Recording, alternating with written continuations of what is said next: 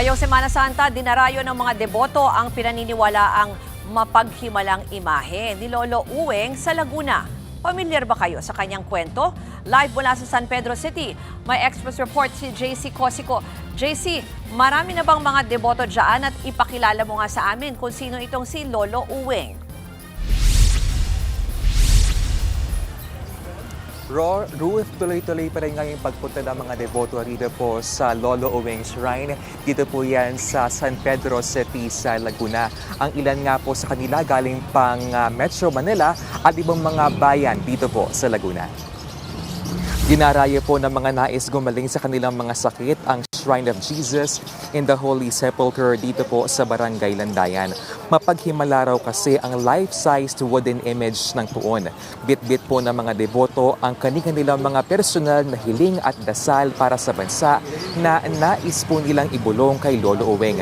Natagpuan daw po itong si Lolo Uweng ng mga mangingisda sa Laguna Lake daang taon na ang nakararaan. Nanggaling po ang Uweng sa pangalang Emmanuel Salvador del Mundo na nakita raw po noon sa imahe ng puon. Meron pa raw pong malalim na ibig pong sabihin ang pangalang yan. Ang Emmanuel ay salitang Hebrew na ang ibig sabihin ay God with us, habang ang Salvador del Mundo ay Savior of the world. Ilang metro lang din po ang layo mula po dito sa shrine ay ang balon ni Lolo Uweng. Ang tubig daw po mula dyan sa balon na yan ay nakapagpapagaling ng iba't ibang klase ng sakit. Kaya may ilang iniinom, ipinapaligo o di kaya iniigib po ang tubig para po iuwi. Pero ayon po sa simbahan, higit po sa debosyon at pananampalataya, dapat pa rin po itong samahan ng gawa. Narito po ang pahayag po ng simbahan at ng ilang mga deboto.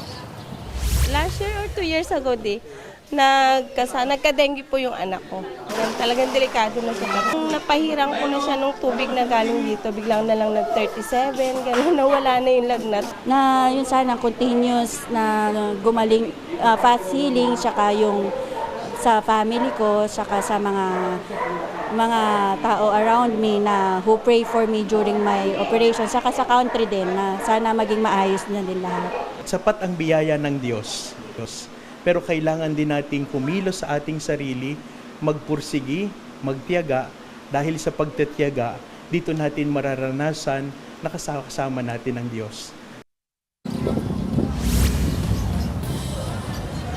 Ruth, meron ngang 6 p.m. Mass mamaya po dito sa Lolo Uweng Shrine, no? Pero bukas, inaasahan po yung dagsa ng mga deboto para po doon sa Alay Lakad. Bukas din po, gaganapin nga itong traslasyon at doon po yan going to the Pilgrim Church kung saan po gagawin po itong pahalik. Kaya po yan magsisimula ng alas 5:30 ng umaga. Ruth, balik sa'yo. Yan po ang Express report ni JC Cosico. Mga kapatid, Ruth Cabalco, para sa mabilis na pasada ng mga balitang dapat niyong malaman, mag-follow at mag-subscribe sa social media pages ng News 5.